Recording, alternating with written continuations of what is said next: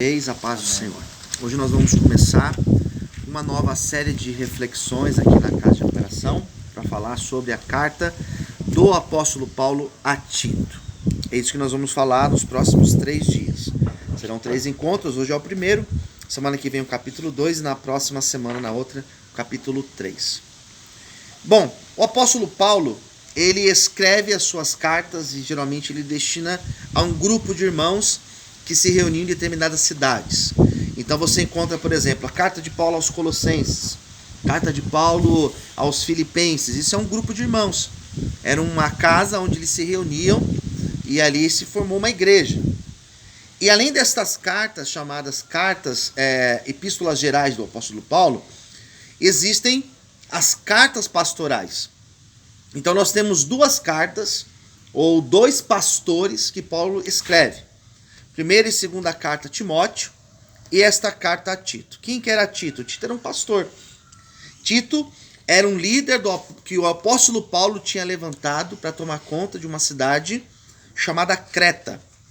Timóteo era um outro líder, né? Paulo coloca Timóteo para tomar conta de um outro lugar, lá em Éfeso, e Tito em Creta. E esse Tito era alguém mais jovem, mais novo que Paulo, que tinha menos experiência. Então Paulo está dando orientações para ele, de como Tito deveria conduzir as coisas. Como que ele vai ser o líder desta igreja? Não é fácil pastorear, não é fácil você ser líder de uma comunidade. Então Paulo vai fazer o quê? Ele vai dar as orientações para ele. Esta carta a Tito, isso aqui na verdade não é nenhuma carta, é um bilhete, porque ela é bem curtinha. Mas aquilo que Paulo orienta Tito, qual que é a importância? Era só para aquela época? Não. Ela serve perfeitamente para os dias de hoje. Porque são orientações que Paulo está dando para ele de como ele deveria escolher aqueles que fariam a obra ao seu lado.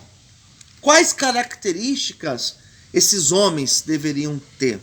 Então são características que elas servem até o dia de hoje, porque a palavra de Deus ela não muda.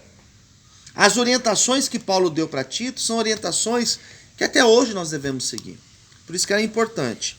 Bom, no primeiro momento, capítulo 1, do versículo 1 ao versículo 4, o que nós temos aqui? Nós temos o que Paulo chama uma saudação. É um prefácio. Ele vai introduzir o tema da carta e ele vai fazer um cumprimento. Ele vai chamar... Ele se apresenta como servo de Deus, apóstolo de Jesus Cristo, segundo a fé dos eleitos e o conhecimento da verdade que é segundo a piedade. O que ele está falando? Primeiro, que ele é um apóstolo de Cristo e que ele é um eleito. O que é eleito, né? O eleito, tem gente que quando lê esse texto acha que Deus escolheu alguns. Você é eleito para ser salvo. Então alguns acreditam nisso, né? Que Deus escolheu aquele A, o B e o C para serem salvos, e o D, o E e o F não. Mas não é isso. Quando o texto fala eleito, Paulo está dizendo que nós fomos eleitos para fazer a obra de Deus, para fazer uma missão, para cumprir um propósito de Deus. Eu acredito nisso, que nenhum de nós que estamos aqui, nós estamos aqui por acaso. Deus tem um propósito na nossa vida. Deus ele quer usar as nossas vidas. É o que Paulo está dizendo aqui. E ele vai falar de Deus. Ele vai dizer, bom, a esperança da vida eterna, a qual Deus não pode mentir. Aqui ele fala acerca de Deus. O que ele fala de Deus? Que Deus não mente. Palavra de Deus, ela não volta para trás. Deus não mente. Deus ele não fala algo e depois se arrepende desse algo. Ele está falando sobre a verdade da palavra de Deus.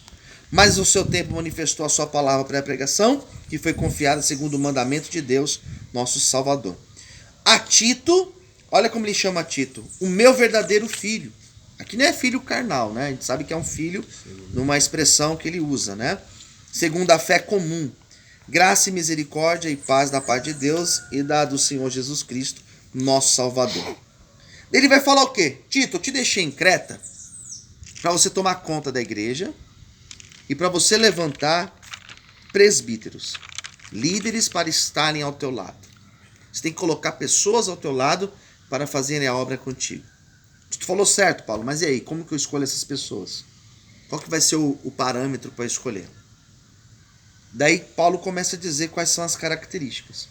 E se a gente começar a ler aqui, do versículo 5 em diante, nós vamos perceber que Paulo em nenhum momento está falando o seguinte, ó, o cara que foi escolhido, ele tem que falar em outras línguas, tem que ter visões, ele tem que ser um profeta.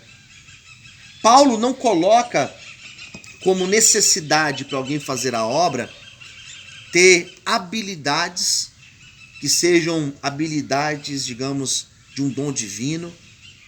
Olha, o cara tem que revelar o RG daquela pessoa. A pessoa tem que ter um dom de cantar em outros idiomas. Não, Paulo fala nada disso. Paulo fala assim, essa pessoa que você vai escolher, ou esses que você vai escolher, ele tem que ter caráter e postura. São duas coisas necessárias para o cara fazer a obra de Deus. Tem que ter caráter. E ele começa a falar as características. Ó, tem que ser irrepreensível, marido de uma mulher. Seus filhos devem ser filhos que louvam o nome de Deus. Ele não pode ser acusado de briga, de desobediência. Ele tem que ser uma pessoa irrepreensível. Não pode ser soberbo. Não pode ser iracundo, cara fechada. Não pode ser dado ao vinho, cara que bebe, o cara todo, né? Não pode ser espancador, cobiçoso, torpe e ganância. Ele começa a colocar as qualificações desse personagem, desse bispo que tem que ser levantado por Tito. E a gente percebe que a preocupação de Paulo é que aquela pessoa que estaria na obra, ela tinha que ter caráter. Ela tinha que ter uma postura de vida exemplar. E é isso que Deus, Ele quer fazer de nós. Deus quer mudar o nosso jeito. E a mudança, quando a gente fala em mudança, não é mudar, você mudar o teu jeito de falar. E, apesar que eu acho que isso também é algo que é importante, mas não é isso apenas. Mudar o teu gosto de música, isso é importante, mas não é isso o mais relevante. O que Paulo coloca que é mais relevante é de fato o caráter. A transformação do Espírito Santo que ocorre aqui dentro na vida da pessoa, que de fato tem a sua vida transformada, não é simplesmente dela deixar de usar uma substância química. Percebe que uma clínica de recuperação, não sei se alguém já passou numa clínica de recuperação. A clínica de recuperação, ela faz isso. Você quer deixar de usar droga? Então você vai para uma clínica, por exemplo. E chegando lá, você vai ter um tratamento que talvez vá usar remédio, ou talvez não, mas de alguma forma vai tratar a tua dependência química.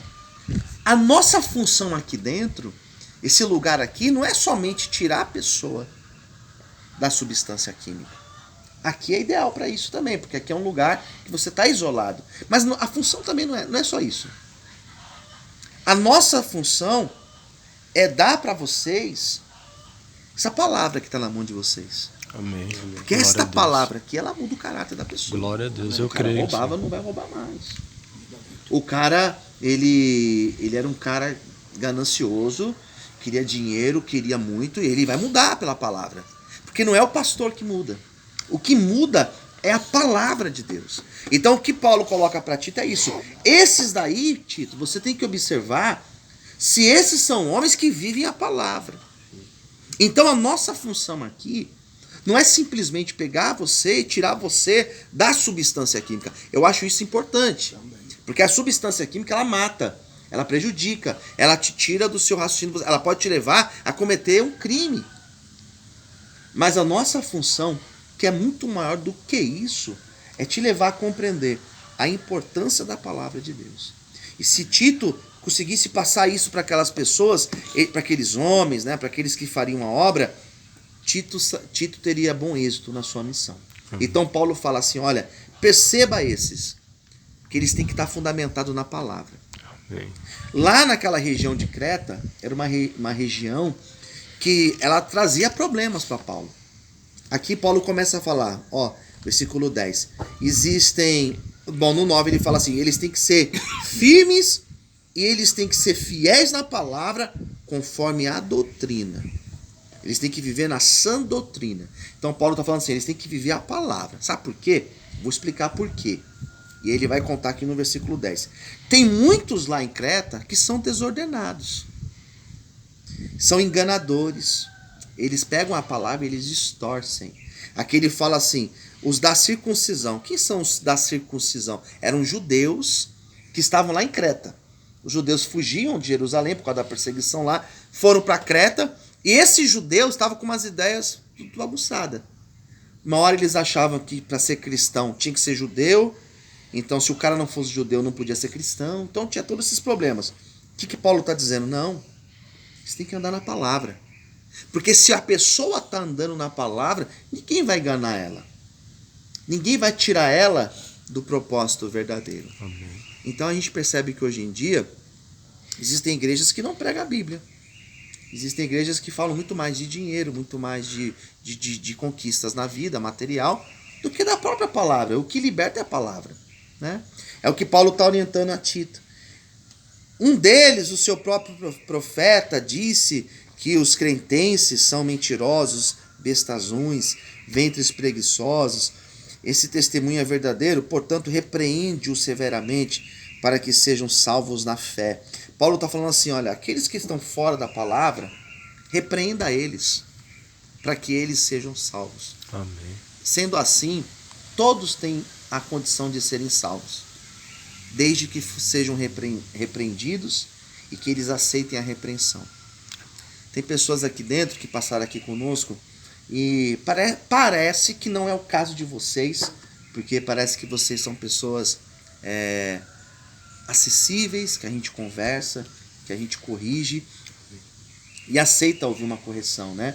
Mas nós já tivemos pessoas aqui dentro que eram muito duras, que não aceitavam a correção, que não aceitavam uma liderança. Mas por que ele está aqui como nosso líder?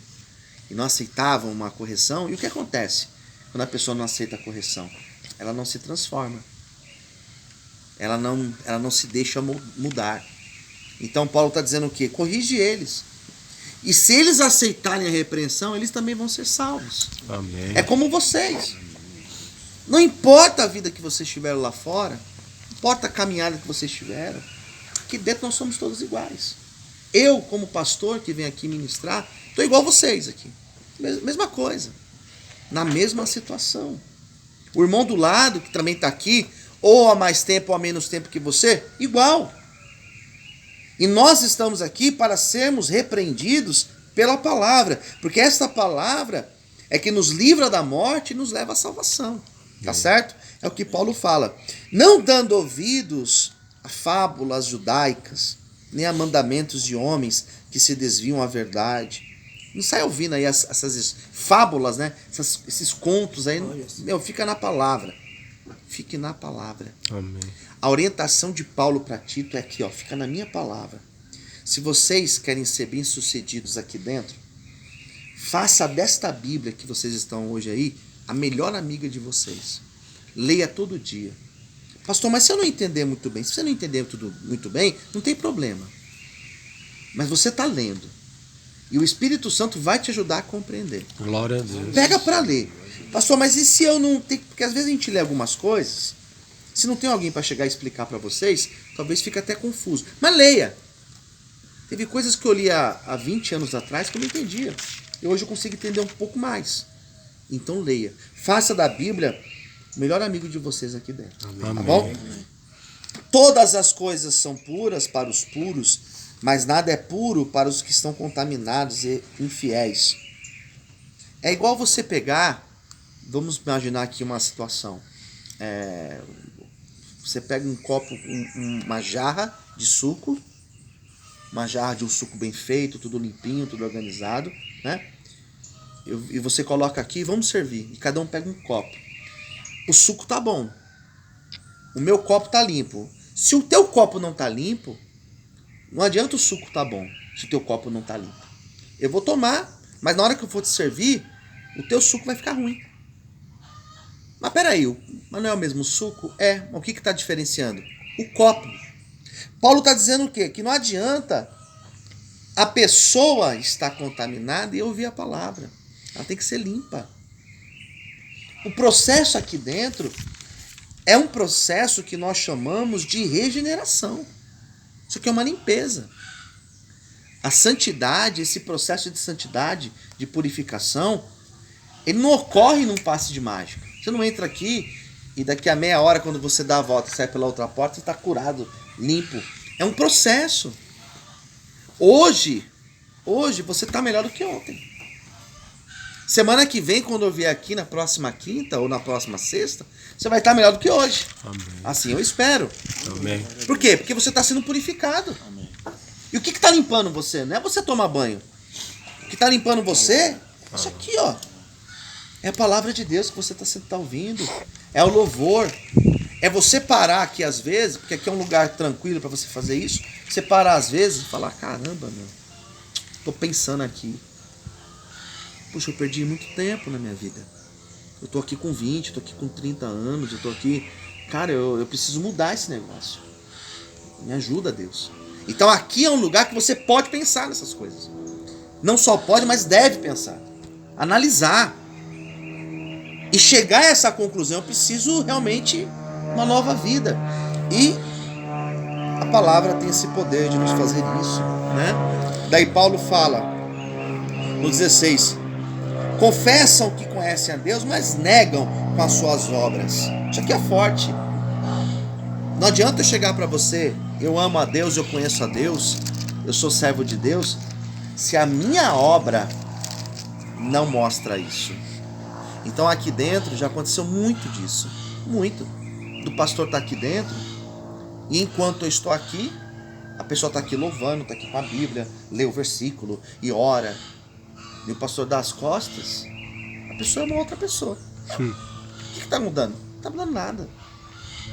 Isso aqui tá se enganando.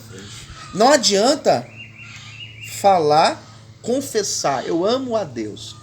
Você quer a maior prova que você ama a Deus? Qual que é a maior prova que você ama a Deus? Quando você coloca Ele acima de todas as coisas.